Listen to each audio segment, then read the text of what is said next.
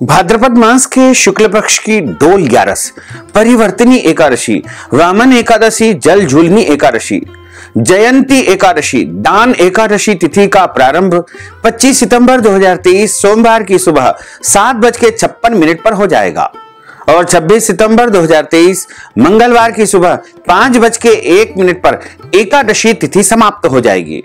शुद्ध द्वादशी युक्त हरिवासर जो एकादशी होगी वो 26 सितंबर 2023 मंगलवार के दिन रहेगी और व्रत खोलने का समय यानी पारणा का समय 27 सितंबर 2023 बुधवार की सुबह 6:32 से लेकर के 8:32 पर रहेगा।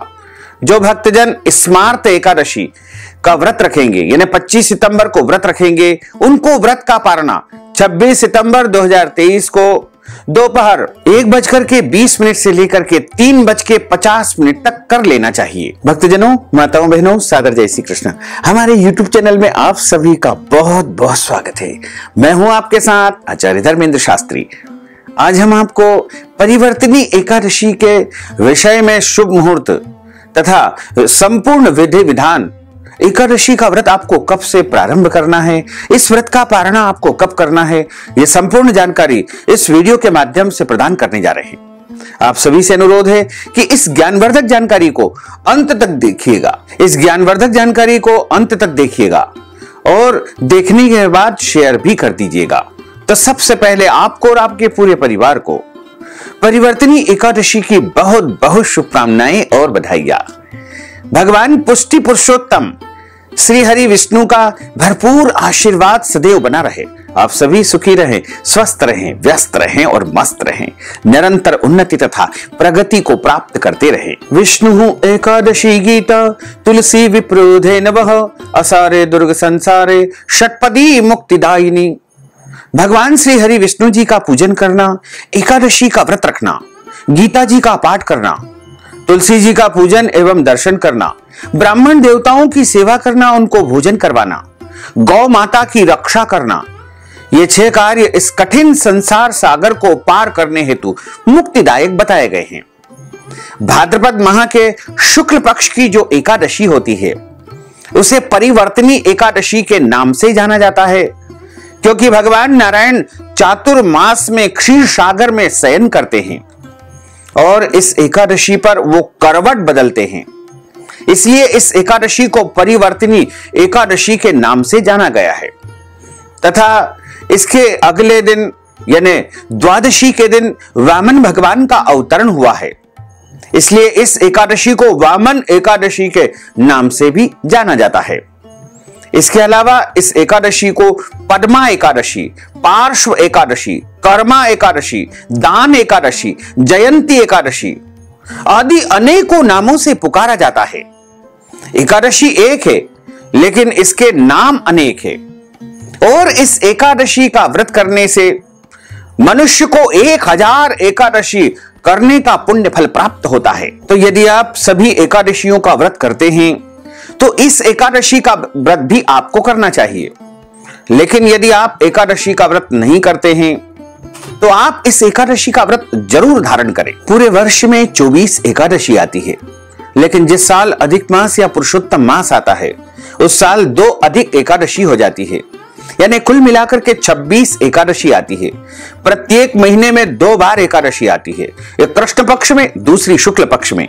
दोनों ही एकादशियों का भिन्न भिन्न महत्व हमारे धर्म ग्रंथों तथा पुराणों में बताया हुआ है। एकादशी का व्रत करने से भगवान श्री लक्ष्मी नारायण अत्यधिक प्रसन्न होते हैं। भगवान नारायण का सबसे परम प्रिय व्रत कोई है तो वो एकादशी का व्रत है और जितने भी व्रत हमारे सनातन धर्म में बताए गए हैं उनमें सबसे बड़ा व्रत यदि कोई है तो वो एकादशी का व्रत है। एकादशी का व्रत करने से मनुष्य के जन्म जन्मांतर के पाप जड़ से नष्ट हो जाते हैं तथा उनके पुण्यों का उदय होता है।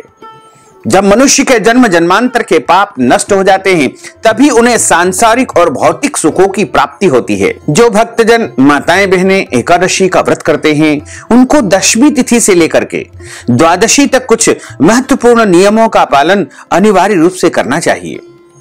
दशमी के दिन एक समय शुद्ध एवं सात्विक भोजन करें, तथा इस दिन चावल, शहद, लहसुन, प्याज, मांस, मदिरा, मसूर की दाल, कटहल की सब्जी का उपयोग भोजन में बिल्कुल नहीं करना चाहिए।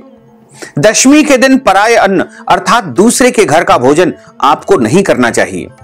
यदि किसी कारणवश आपको दूसरे के घर का भोजन करना पड़े तो आप उसके निमित्त उनको कुछ न कुछ दान पुण्य या नगद धन राशि प्रदान कर देंगे या इसके निमित्त आप दान कर देंगे तो आपको इसका दोष नहीं लगेगा। और दशमी के दिन ब्रह्मचर्य व्रत का पालन करना चाहिए तथा एकादशी के दिन सुबह ब्रह्म मुहूर्त में जल्दी उठ करके स्नान कर लेवे। प्रयास करें कि सुबह 6 बजे के पहले पहले आपको स्नान करके भगवान की पूजा अर्चना करके एकादशी व्रत का संकल्प धारण करना चाहिए। पद्म पुराण के उत्तरखंड के अध्याय 64 में एक श्लोक लिखा हुआ है। श्लोक नंबर 34 में लिखा हुआ है कि एकादश्याम निराहार स्थित्वाहम परेहनि भोक्ष्यामि पुंडरीकाक्ष शरणम में भवाच्युत। हे कमल नयन वासुदेव, हे भगवान अच्युत, मैं एकादशी के दिन निराहार रह करके दूसरे दिन ही भोजन करूंगा। वैसे एकादशी व्रत का संकल्प सभी को धारण करना चाहिए। यदि आप सकाम भावना से व्रत करते हैं तो भी आपको एकादशी व्रत का संकल्प करना चाहिए, और यदि निष्काम भाव से आप व्रत रखते हैं, दोनों ही परिस्थिति में आपको एकादशी व्रत का संकल्प अवश्य धारण करना चाहिए, क्योंकि संकल्प से सिद्धि होती है। और जो मनुष्य संकल्प धारण करके एकादशी का व्रत करता है उसको एकादशी व्रत का संपूर्ण पुण्य लाभ प्राप्त होता है। वैसे यदि आप बिना संकल्प के भी मन में निश्चय कर लेंगे तो वह भी आपका दृढ़ निश्चय संकल्प माना जाएगा, क्योंकि संकल्प का अर्थ होता है शपथ ग्रहण करना। संकल्प का अर्थ होता है शपथ ग्रहण करना या प्रतिज्ञा धारण करना। कोई भी अनुष्ठान करते हैं, व्रत करते हैं, जप करते हैं, तप करते हैं, उन सभी में हमारे द्वारा संकल्प अवश्य धारण करना चाहिए। संकल्प धारण करने के लिए आपको अपने पूजा घर में एक आसन बिछा करके भगवान की तरफ मुंह करके अथवा पूर्व या उत्तर दिशा की तरफ मुंह करके बैठना है। अपने सामने एक पूजा की थाली रखना है और उस पूजा की थाली में रोली अक्षत के स्थान पर आपको जौ या तिल का उपयोग करना है, क्योंकि इस दिन चावल का उपयोग नहीं करना है। तथा आपको पूजा की एक सुपारी, पीला पुष्प और कुछ दक्षिणा रखना है। शुद्ध घी आप वहां लेकर के एक दीपक प्रज्वलित कर दीजिए और शुद्ध जल वहां पर आपको रखना है। और हाथ की मुद्रा को इस प्रकार करके हाथ के मध्य भाग में जल रखे, कुछ पैसे रखे, सुपारी रखे, पीला फूल रखे, तुलसी जी का पत्ता रखे, जौ और तिल इसमें आपको रखना है। कुछ दक्षिणा रख करके आप बोलिएगा ओम विष्णवे नमः, ओम विष्णवे नमः, ओम विष्णवे नमः। ओम तिथिर विष्णु स्थावारो नक्षत्रम विष्णुरेव च योगश्च करणम विष्णु सर्वं विष्णुमयं जगत। ओम विष्णुर्विष्णुर्विष्णुः श्रीमद्भगवतो महापुरुषस्य विष्णुर आज्ञया प्रवर्तमानस्य अद्य श्री ब्रह्मणोन्हि द्वितीय प्रार्धे श्री श्वेतवाराह कल्पे वैवस्वत मन्वन्तरे अष्टाविंशतितमे कलियुगे कलि प्रथम चरणे भूर्लोके भारतवर्षे भरतखंडे जम्बुद्वीपे आर्यावर्तान्तर्गत ब्रह्मवर्तेक देशे अवंतिकायां विशाला क्षेत्रे मध्य प्रदेशे ही भोपाल मंडलांतर्गते भोपाल नामनी नगरे ही। आप जहां पर रहते हैं उस नगर का, शहर का, राज्य का, देश का नाम आप उच्चारित कर लीजिएगा। अद्य दिवसे ही भाद्रपद मासे ही शुभे ही शुक्ल पक्षे ही एकादश्यायाम पुण्यतिथियोः उत्तराषाढ़ा दिवस नक्षत्रे मकर राशिस्ते श्री चंद्रे ही मेष राशिस्ते श्री देवराज गुरु कन्या राशिस्ते श्री सूर्य शेषेषु ग्रहेषु यथा यथम राशि स्थान स्थित सत्सु एवं ग्रह गुण गण विशेषण विशिष्टायाम शुभ पुण्यतिथौ। आप सभी बोलिएगा मम आत्मनः। अपने नाम और गोत्र का आप यहां पर उच्चारण करिएगा। यदि आपको अपना गोत्र याद नहीं है तो आप अपना पूरा नाम बोल सकते हैं।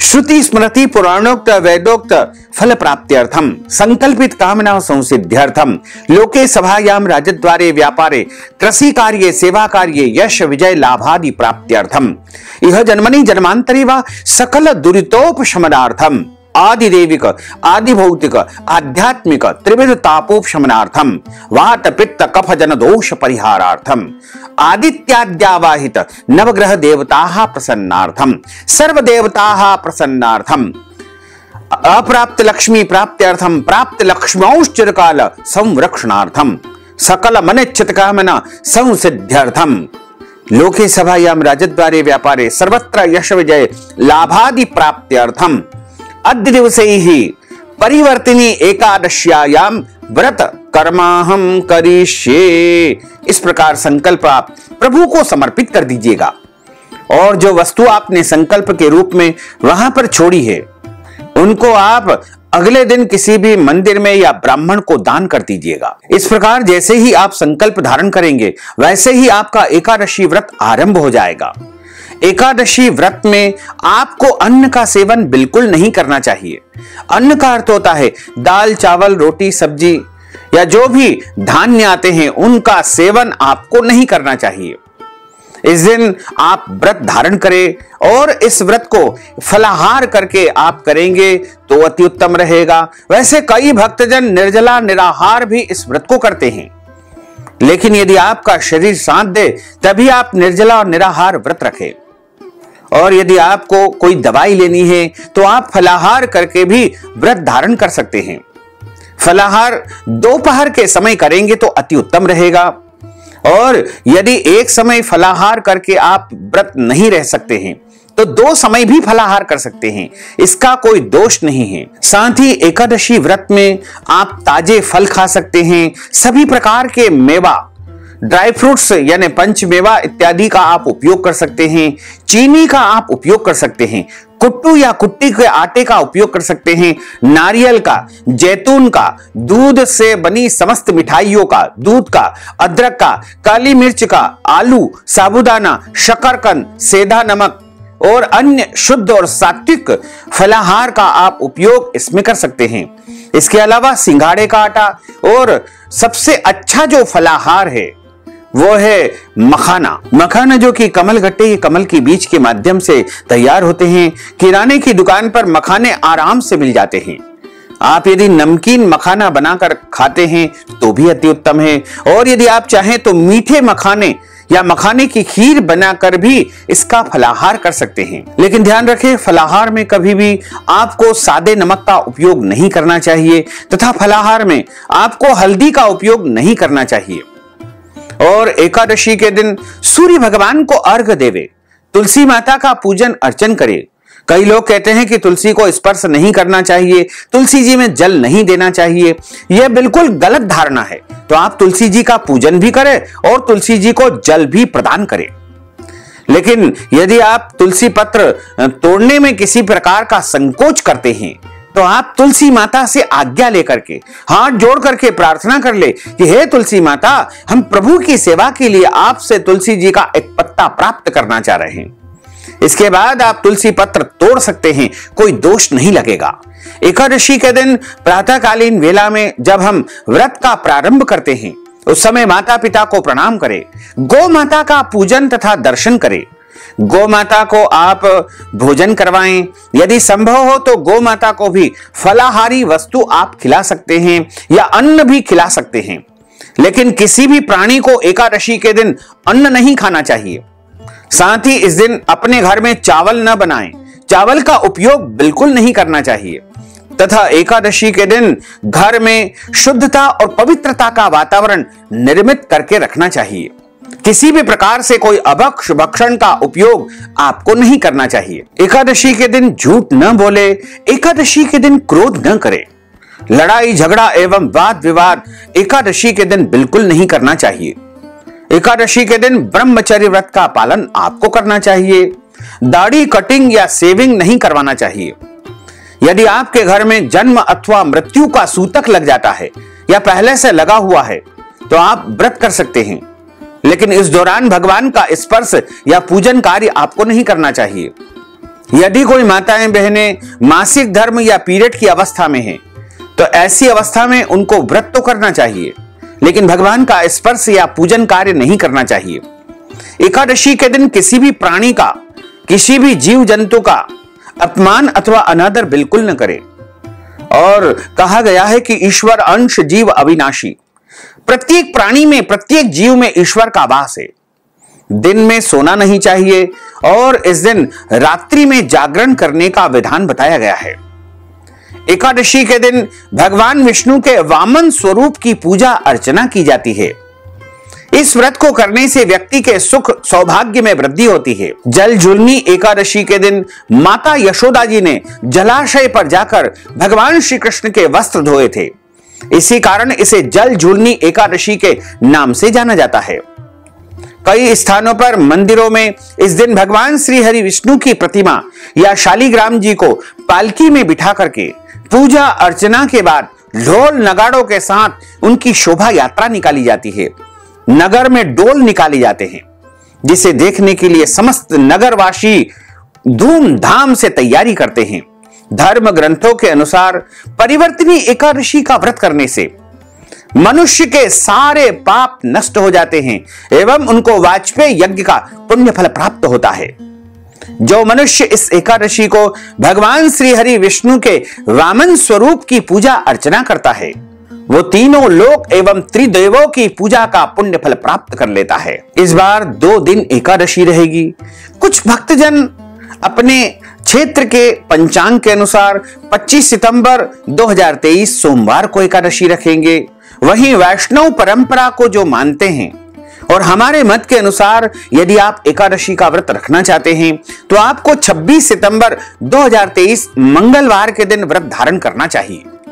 लेकिन आपके क्षेत्र में या आपके विद्वान पंडितों ने बताया है या फिर आपके क्षेत्र का पंचांग या कैलेंडर बताता है कि आप 25 तारीख को एकादशी रखना चाहते हैं, तो 25 तारीख को पूजा का जो शुभ मुहूर्त रहेगा, इस दिन अभिजीत मुहूर्त दोपहर 11:54 से लेकर के 12:42 तक रहेगा एवं प्रातः काल में ब्रह्म मुहूर्त का समय 4:43 से लेकर के 5:31 तक का समय रहेगा। तथा 25 सितंबर को जो पूजा के शुभ मुहूर्त रहेंगे वो सुबह 6 बजे से लेकर के 7:30 बजे तक रहेगा अमृत का चौगड़िया, तथा सुबह 9 बजे से 10:30 बजे तक शुभ का चौगड़िया रहेगा एवं दोपहर 1:30 यानी 1:30 बजे से लेकर के शाम को 6 बजे तक चर लाभ अमृत के तीनों चौगड़िए पूजा के लिए अति उत्तम माने जाएंगे। और यदि आपके क्षेत्र में या हमारे मत के अनुसार आप 26 सितंबर 2023 मंगलवार के दिन परिवर्तनी एकादशी का व्रत धारण करने जा रहे हैं, तो इस दिन पूजा के जो शुभ मुहूर्त रहेंगे वो इस प्रकार रहेंगे। अभिजीत मुहूर्त का समय दोपहर 11:54 से लेकर के 12:42 तक रहेगा, तथा इस दिन ब्रह्म मुहूर्त का समय सुबह 4:44 से लेकर के 5:32 तक ब्रह्म मुहूर्त का समय रहेगा। और यदि आप सुबह के समय पूजा अर्चना करना चाहते हैं तो सुबह 9 बजे से लेकर 1:30 बजे तक चर लाभ और अमृत तीनों क्रमशः चौगड़िए पूजा के लिए अति शुभ रहेंगे। एवं उसके बाद अपराह्न काल में यानी दोपहर बाद 3 बजे से लेकर के 4:30 बजे तक शुभ का चौगड़िया रहेगा। एकादशी के दिन सुबह स्नान आदि से निवृत्त होकर के भगवान श्री हरि विष्णु के वामन अवतार का ध्यान करते हुए शालिग्राम स्वरूप या नारायण के कोई भी विग्रह है या मूर्ति है या लड्डू गोपाल जी है, तो उनको एक चौकी के ऊपर पीला कपड़ा बिछा करके वहां पर स्थापना करें और उनके सीधे हाथ की तरफ में गेहूं रख करके तांबे का लोटा या मिट्टी का कलश स्थापित करें। उसके ऊपर मोली रक्षा सूत्र बांध देवे, आम के पत्ते रख देवे, एक नारियल यानी श्रीफल रख करके कलश की स्थापना करें। सर्वप्रथम गौरी गणेश का पूजन अर्चन करें और उसके बाद कलश का पूजन अर्चन करें, तथा उसके बाद भगवान शालिग्राम जी का, लड्डू गोपाल जी का या नारायण भगवान के कोई भी विग्रह का पूजन अर्चन करें। सबसे पहले उनको 4 बार जल चढ़ाएं, फिर उनको पंचामृत यानी दूध, दही, शहद, शक्कर और घी पंचामृत की वस्तुओं से या मिलित पंचामृत से स्नान कराएं। फिर प्रभु को शुद्ध जल से स्नान कराएं। ध्यान रखें, विष्णु जी के किसी भी विग्रह को यानी बाल गोपाल जी को, ठाकुर जी को गंगा जल से स्नान नहीं करवाना चाहिए। इनको यमुना जी का जल ही अर्पण करना चाहिए, क्योंकि गंगा जी का प्रागट्य भगवान श्री हरि विष्णु के चरणों से हुआ है। इसलिए बाल गोपाल जी के स्वरूप को या विग्रह को या शालिग्राम जी को आप यमुना जल से स्नान कराएंगे तो अति उत्तम रहेगा। इसके बाद उनको वस्त्र पहनाएं, उनको यज्ञोपवीत यानी जनेऊ जोड़ा पहनाएं, चंदन लगाएं, पीला चंदन, केसर का चंदन उनको चढ़ाएं और अक्षत के स्थान पर इस दिन जव अथवा तिल उनको अर्पण करें। तुलसी जी का पत्ता उनको चढ़ाएं, पीले पुष्प चढ़ाएं, पीले रंग की मिठाई का भोग लगाएं, पीले रंग के फल उनको अर्पण करें, नारियल चढ़ाएं और दीपक लगा करके, शुद्ध घी का दीपक प्रज्वलित करके या तिल का तेल का दीपक प्रज्वलित करके प्रभु की आरती आपको उतारना चाहिए तथा प्रसाद सभी को वितरण करना चाहिए।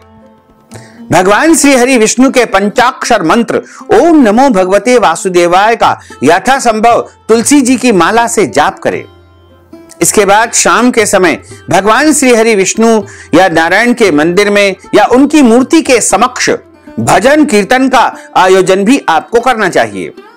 इस एकादशी के दिन भगवान विष्णु सहित देवी लक्ष्मी की पूजा करने से मनुष्य के जीवन में धन और सुख की प्राप्ति होती है तथा परलोक में भी इस एकादशी के पुण्य से उत्तम स्थान प्राप्त होता है और मनुष्य को इस जन्म में धर्म, अर्थ, काम और अंत समय में मोक्ष पद की प्राप्ति अवश्य ही होती है। पूजन पाठ करके ब्राह्मण देवता के मुख से ही एकादशी व्रत कथा सुनना चाहिए, क्योंकि ब्रह्म वाक्य जनार्दन, और कथा सुनने के बाद ब्राह्मण देवता को यथाशक्ति दक्षिणा भी आपको प्रदान करना चाहिए। एवं शुभ मुहूर्त में एकादशी के अगले दिन ही आपको व्रत का पारणा करना चाहिए। चाहे एकादशी समाप्त हो जाए या न हो, दोनों ही परिस्थिति में आपको व्रत का पारणा अगले दिन ही करना चाहिए। भाद्रपद मास के शुक्ल पक्ष की डोल ग्यारस इसे कहा जाता है। कई स्थानों पर 25 सितंबर को डोल निकाले जाएंगे, क्योंकि डोल ग्यारस का महोत्सव आप दशमी युक्त एकादशी में कर सकते हैं, इसका कोई दोष नहीं है। साथ ही जल झूलनी का जो महोत्सव है वो भी आप कर सकते हैं। लेकिन भाद्रपद मास के शुक्ल पक्ष की डोल ग्यारस, परिवर्तनी एकादशी, वामन एकादशी, जल झूलनी एकादशी, जयंती एकादशी, पार्श्व एकादशी, पद्मा एकादशी, दान एकादशी तिथि का आरंभ इस बार 25 सितंबर 2023 सोमवार की सुबह 7:56 से हो जाएगा और 26 सितंबर 2023 मंगलवार की सुबह 5:01 पर एकादशी तिथि समाप्त हो जाएगी। द्वादशी युक्त शुद्ध उदया तिथि के अनुसार हरिवासर युक्त परिवर्तनी एकादशी का व्रत 26 सितंबर 2023 मंगलवार के दिन ही रखा जाएगा। इसी दिन वैष्णव परंपरा को मानने वाले सभी भक्तजन व्रत रखेंगे और व्रत का पारणा यानी व्रत खोलने का जो समय रहेगा वो 27 सितंबर 2023 बुधवार के दिन सुबह 6:32 से लेकर के 8:32 तक रहेगा। परिवर्तनी एकादशी का जो भक्तजन स्मार्त परंपरा को मानते हैं वो लोग 25 सितंबर को व्रत रखेंगे। वो व्रत का पारणा 26 सितंबर 2023 मंगलवार को एकादशी का पारणा कर सकेंगे और यह पारणा हरिवासर समाप्त होने के बाद यानी 26 सितंबर 2023 को व्रत का पारणा दोपहर 1:20 से लेकर के 3:50 तक उनको करना चाहिए। वैसे एकादशी व्रत के विषय में हमारे शास्त्रों में, धर्म ग्रंथों में, पुराणों में कुछ महत्वपूर्ण बातें बताई गई है। विष्णु पंचक ग्रंथ के नियम के अंतर्गत सभी वैष्णवों को इनका पालन करना चाहिए। एकादशी 2 प्रकार की होती है। पहला प्रकार होता है संपूर्णा, दूसरा प्रकार होता है विद्धा। संपूर्णा का अर्थ होता है जिस तिथि में केवल एकादशी ही होती है, अन्य किसी तिथि का उसमें मिश्रण नहीं होता है, उसे संपूर्णा एकादशी कहा जाता है। विद्या एकादशी पुनः 2 प्रकार की होती है, पूर्व विद्या और पराविद्या। पूर्व विद्या दशमी मिश्रित एकादशी को पूर्व विद्या एकादशी कहा गया है। यदि एकादशी के दिन अरुणोदय काल में सूर्योदय से 1:36 के समय में यदि दशमी का नाम मात्र अंश भी रह गया है तो ऐसी एकादशी पूर्व विद्या दोष से दोष युक्त होने के कारण वर्जित बताई गई है। और ऐसी एकादशी का व्रत वैष्णवों को बिल्कुल नहीं करना चाहिए। यह एकादशी दैत्यों का बल बढ़ाने वाली और पुण्यों का नाश करने वाली एकादशी बताई गई है। पद्म पुराण में वर्णन किया गया है कि वासरम 10वीं विधम दैत्यानाम पुष्टिवर्धनम मदीयम नास्ति संदेह सत्यम सत्यम पितामह। 10वीं मिश्रित एकादशी दैत्यों के बल को बढ़ाने वाली एकादशी है, इसमें किसी भी प्रकार का कोई संदेह नहीं है। अब क्रम आता है पराविद्या। द्वादशी मिश्रित एकादशी को पराविद्या एकादशी कहा गया है। द्वादशी मिश्रिता ग्राह्य सर्वत्र एकादशी तिथि ही। द्वादशी मिश्रित एकादशी सर्वदा ही ग्रहण करने योग्य है, इसलिए वैष्णव भक्तों को पराविद्या एकादशी ही रखना चाहिए। ऐसी एकादशी का पालन करने से भक्ति में वृद्धि होती है। 10वीं मिश्रित एकादशी से पुण्य का क्षय होता है, यानी आपके पुण्य नष्ट होते हैं। एकादशी व्रत के विषय में पद्म पुराण में एक प्रसंग आता है कि जब भगवान श्री हरि विष्णु ने वाराह अवतार धारण किया था तथा भगवान वाराह के स्वरूप में जब आए थे तो राक्षस हिरण्याक्ष का एवं प्रभु का युद्ध चल रहा था। तब भगवान नारायण बार बार प्रयास करने पर भी हिरण्याक्ष का वध नहीं कर पा रहे थे। तो ब्रह्मा जी ने उनसे प्रश्न किया कि प्रभु, यह असुर तो आपकी दृष्टि मात्र से मृत्यु को प्राप्त हो जाना चाहिए, लेकिन ऐसा क्यों नहीं हो पा रहा है? आप इसका वध क्यों नहीं कर पा रहे हैं? तब भगवान नारायण ब्रह्मा जी से कहते हैं कि शुक्राचार्य की माया से मोहित होने से कुछ ब्राह्मण 10वीं युक्ता एकादशी का व्रत कर रहे हैं, क्योंकि 10वीं के दिन दैत्यों की उत्पत्ति हुई थी और एकादशी के दिन देवताओं की उत्पत्ति हुई थी। इसलिए 10वीं का युक्त एकादशी का व्रत करने से दैत्यों का यानी राक्षसों का बल बढ़ता है और एकादशी का व्रत करने से देवताओं का बल बढ़ता है। ब्राह्मणों के 10वीं विद्या एकादशी का व्रत करने से इस दैत्य का राक्षस का बल बढ़ रहा है और यह मृत्यु को प्राप्त नहीं हो पा रहा है। जो मनुष्य 10वीं युक्ता एकादशी का व्रत करते हैं उसके अंदर आसुरी शक्ति बढ़ती है। कलयुग में सब लोग मोहित होकर के 10वीं विद्या एकादशी का व्रत करेंगे, इसलिए दुनिया में अशांति बनी रहेगी। जब सीता माता को लक्ष्मण जी वाल्मीकि ऋषि के आश्रम में छोड़कर आए थे, तब सीता जी ने वाल्मीकि ऋषि से पूछा था कि हे ऋषिवर, मैंने अपने जीवन में कभी कोई पाप नहीं किया है, कोई गलत काम नहीं किया है, पतिव्रता रही, पति की सेवा की, फिर भी मेरे जीवन में इतने सारे कष्ट क्यों आए? तब वाल्मीकि ऋषि ने माता सीता को जवाब दिया था कि आपने कभी अपने पूर्व जन्म में 10वीं विद्या एकादशी का व्रत किया था। उस दिन भगवान की पूजा अर्चना की थी, उससे आपके पुण्य नहीं आपके पापों में वृद्धि हुई है। उसी का यह परिणाम है कि आपको अनेक प्रकार के कष्टों को झेलना पड़ा। पुराणों में लिखा हुआ है कि 10वीं विद्या एकादशी का व्रत करने से धन और पुत्र का विनाश होता है।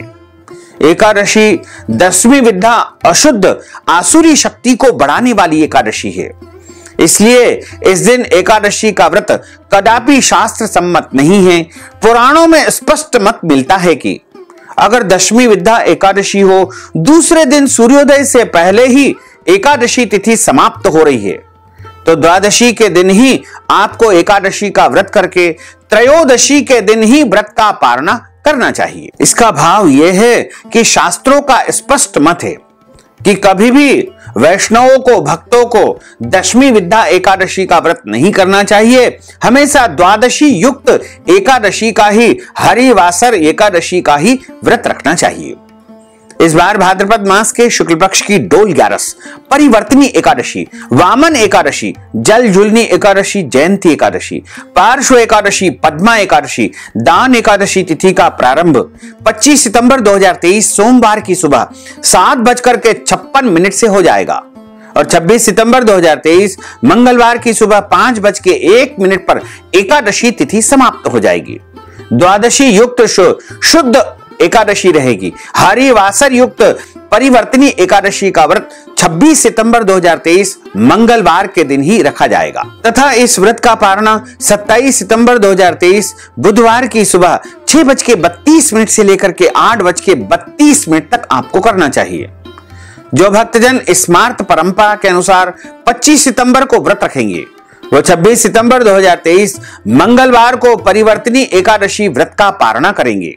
यह पारणा हरिवासर समाप्त होने के बाद ही यानी 26 सितंबर 2023 को दोपहर 1:20 से लेकर के 3:50 तक उनको व्रत का पारणा करना चाहिए।